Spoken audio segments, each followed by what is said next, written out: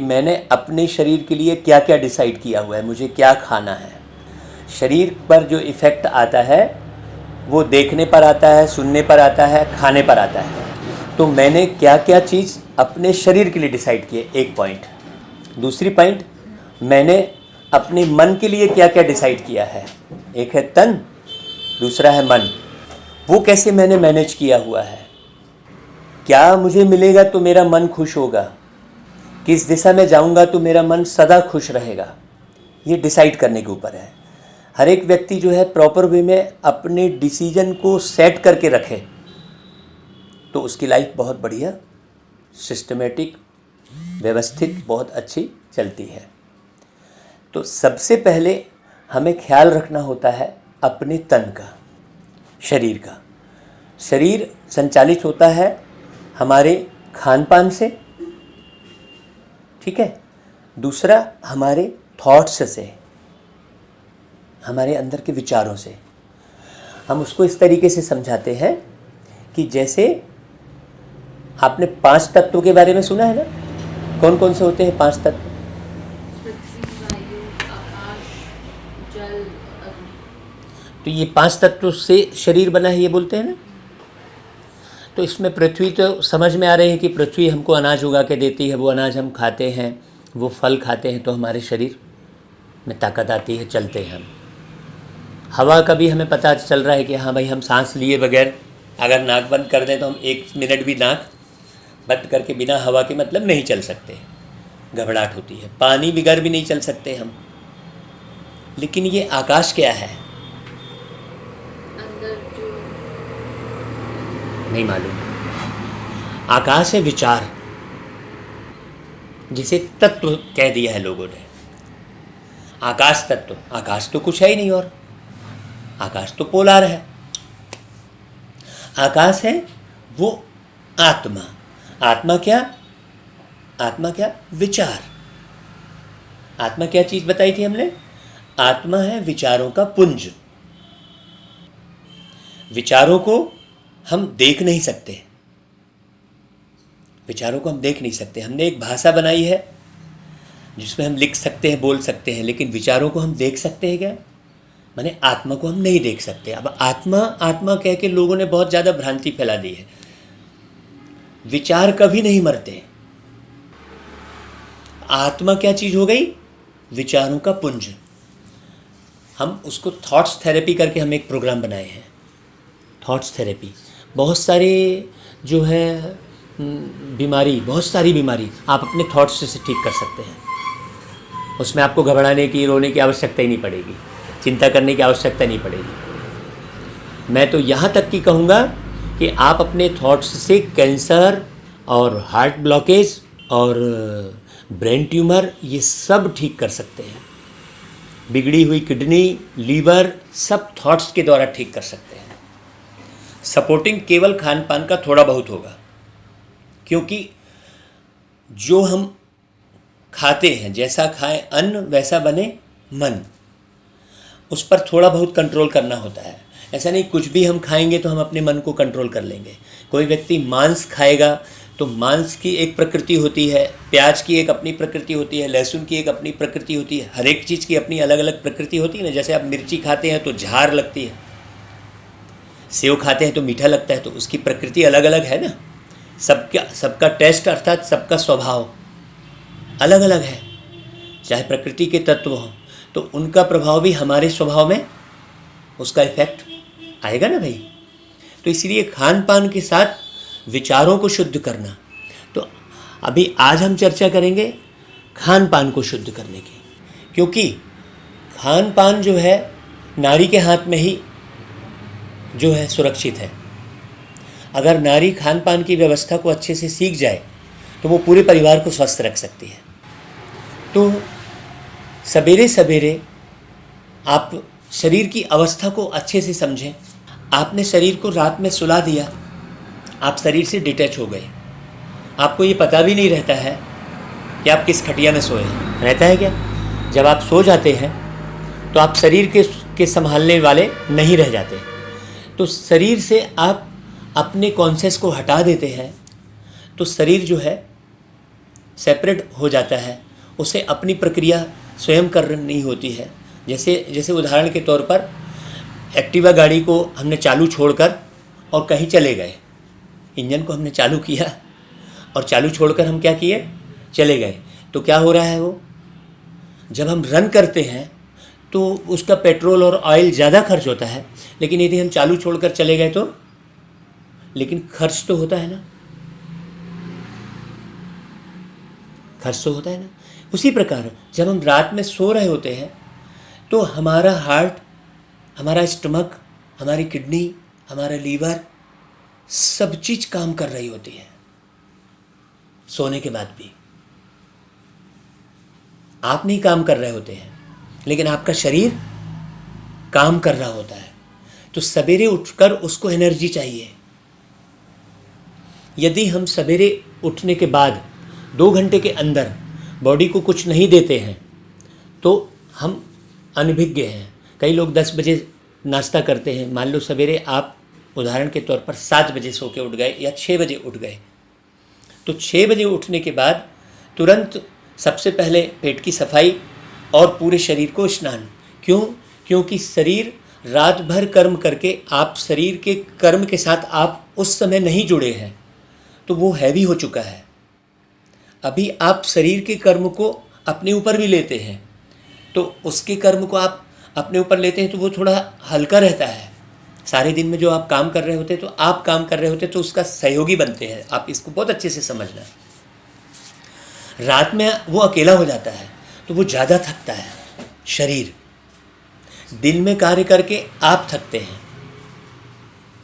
और रात में कार्य करके आपको रेस्ट मिलता है और शरीर को आराम नहीं मिलता है। इसलिए आराम शब्द को बहुत अच्छे से समझाया गया है कि आप यदि सदा रेस्ट पे रहेंगे, कर्म करते हुए आप सदा रेस्ट पे रहेंगे, आप आराम महसूस करते रहेंगे, आप थकान महसूस नहीं करेंगे, तो शरीर भी थकान महसूस नहीं करेगा, शरीर नहीं बिगड़ेगा। आप ये फीलिंग में रहेंगे पूरे समय, सुबह से लेकर शाम तक जो भी आप कर्म कर रहे हैं, आप इस फीलिंग में रहेंगे कि मैं कर्म नहीं कर रहा हूँ, मैं तो यहाँ भ्रुकुटी के बीच बैठा ही हूँ। आप रेस्ट की अवस्था में रहेंगे, आराम की अवस्था में रहकर कार्य करेंगे, तो शरीर आपका बहुत बढ़िया रहेगा। ये बहुत सूक्ष्म फिलॉसफी है, इसे बहुत बारीक समझने की ज़रूरत है। तो रात भर आपका शरीर काम किया है तो सवेरे उसको बेहतरीन चीज़ चाहिए। रात भर शरीर काम करके गर्म हो गया है, वो बहुत सारी चीज़ें फेंकना चाहता है जो आपने वेस्ट डाला है सारे दिन भर में। बहुत ध्यान से सुनना, बहुत अच्छी बात बता रहा हूँ। सारे दिन भर में जो आपने वेस्ट डाला है उल्टा सुल्टा, उसे शरीर को पचाने में पूरा मेहनत करनी पड़ी है। जैसे आपने रात को हैवी भोजन कर लिया है, आजकल सिस्टम क्या है देखो, रात को 12 बजे तक डिनर चल रहा होता है, पूरा सिस्टम उल्टा है। तो रात को यदि हैवी भोजन हमने दे दिया किसी भी किस्म का, तो शरीर कभी भी स्वस्थ नहीं रहेगा, कभी नहीं रहेगा। इवनिंग में हमको वास्तव में कुछ खाने की ज़रूरत नहीं है। उसके 3 पार्ट किए हुए हैं, भोजन की प्रक्रिया के 3 पार्ट किए हुए हैं। सवेरे फल, दोपहर में अनाज और रात को जल। फल, अनाज, जल, ये सिस्टम आप सेट करेंगे। सवेरे फल, फिर दोपहर में भरपूर अनाज, जितना आपको अनाज खाना है खा लीजिए, और रात को जल। यदि आप एकदम से तो ये मैनेज नहीं कर पाएंगे, भूख लगेगी। हम क्या करते हैं, जैसे रात को भूख लगती है ना, तो हम 1 किलो पपीता खा लिए थे, क्यों भाई? नहीं तो रात को केवल यदि व्यक्ति जल ग्रहण करेगा ना, तो उसका कोलेस्ट्रॉल बिल्कुल टोटल अपने आप लेवल में आ जाएगा। आयुर्वेद साइंस क्या बोलता है बेटा? 3 ही चीज़ है बॉडी के अंदर में, और वही 3 चीज़ घटती और बढ़ती है। जैसे हम खान पान करते हैं वैसे ही घटता बढ़ता है। एक वात यानी वायु, पित्त यानी गर्मी, और तीसरा वात पित्त, और तीसरा कफ, कफ यानी सर्दी। यही बाहर ऋतु में भी है। बाहर जो हम देख रहे हैं वो ऋतु में भी वैसे ही है। वही चीज़, उसी से हमारे शरीर का निर्माण हुआ है, तो वही चीज़ अंदर है। उसी का मैनेजमेंट करना। तो ये जो खान पान का मैनेजमेंट है बेटे बच्चे, सवेरे फल, दोपहर में अनाज, रात में जल, ये अभी का है। फिर धीरे धीरे एक ऐसी दुनिया का निर्माण हो रहा है जहाँ अनाज का कोई रोल ही नहीं है।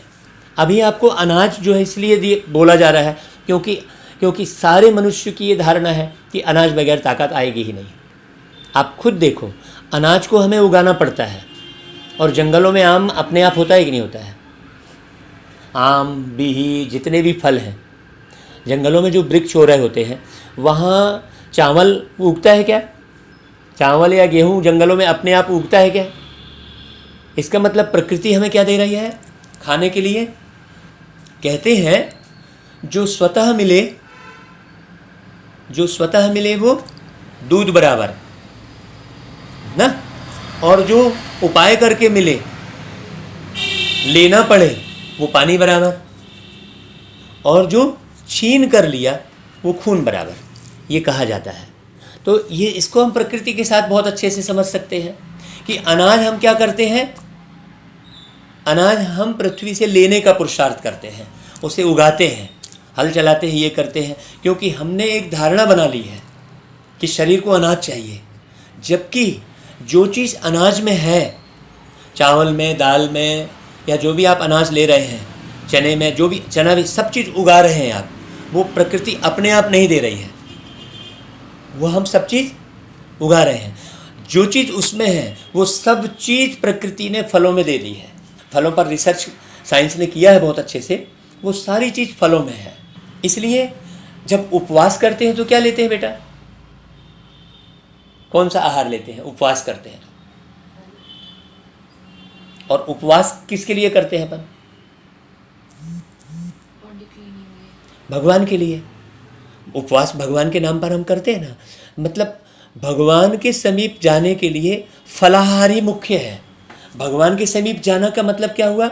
जो थॉट्स भगवान रखता है, भगवान दाता है कहते हैं, सब हमेशा देता है, वो शांति देता है, आनंद देता है। उसके मंदिर में जाकर हम कहते हैं हे प्रभु मुझे बुद्धि दे दो, हे प्रभु आनंद दाता ज्ञान हमको दीजिए, कहते हैं ना। तो इसका मतलब जो भगवान के पास जो थॉट्स हैं वही हमारे पास थॉट्स क्रिएट होंगे जब हम अपने खान पान में चेंजेस लाएंगे।